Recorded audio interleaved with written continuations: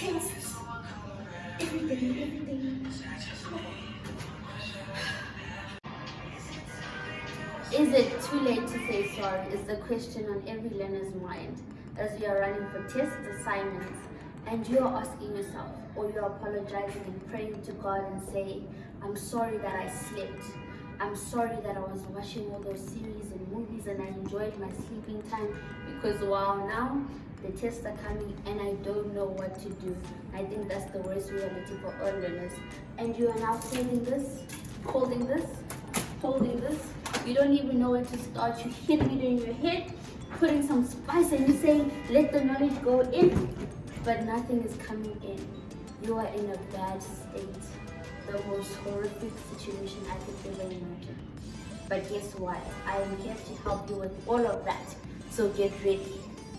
Okay, so I'm sure you asked me, how can you help?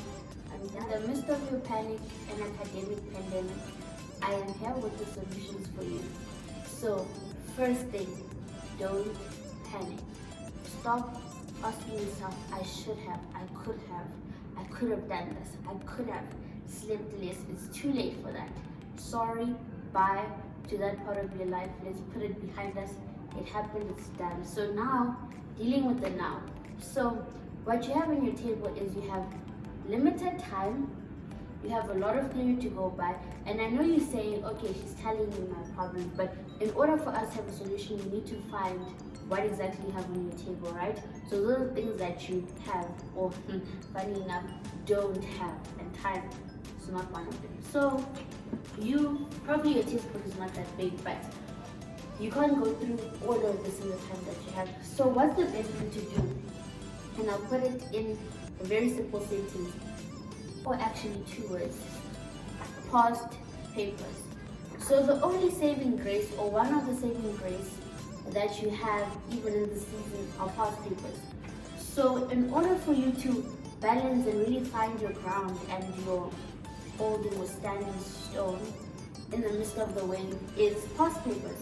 So what you do is you will get as many past papers, a minimum of 3 past papers that you go through for each subject that you have to prepare for.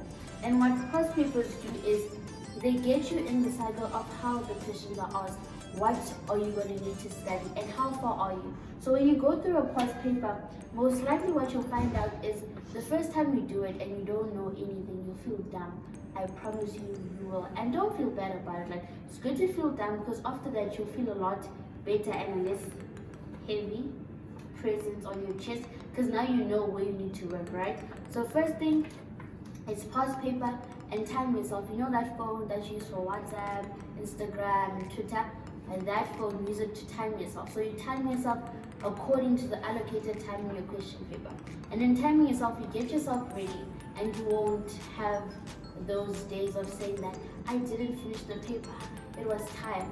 That's just a very interesting excuse why people fail. But anyway, back to the question paper. So you go through the question papers and the question papers give you an idea of what it is that you need to know, as I said. And after you've gone through your question paper and you go time and time again, you start getting used to it. And now, after you've done that, then you know which part of theory you need to go back to. So you don't waste your time reading through a big textbook for no good reason. And of course, follow the schedule that your teachers have designed. That tells you exactly what you need to know, when you need to know it, how you need to know it. Follow that. And more than anything, definitions. Know the definitions for every topic and every subject that you cover. Because the definition are your basics and the background of everything. And if you have a strong foundation, and then the building will be great. And that's what we want. We want you to build on a very great foundation. And of course, keep exercising, keep yourself balanced, and don't panic. I emphasize this time and time again because every time we feel overwhelmed, what do? We resort to panic. And that is not healthy. So if you continue with your past papers and do your theory, make sure that you have your basic in check. So all your definitions, everything that's theory. So depending on whatever subject it is, if you're doing physics, then you know your Newton's laws. If you're doing accounting, then you know what active income is and know what your balance sheet is. If you're doing maths, know your algebra and know what x plus x is, taking it back to grade 1. So please make sure that you are balanced and you know your balance in advance. And after you cover that at least 3 past papers, and that should be the bare minimum.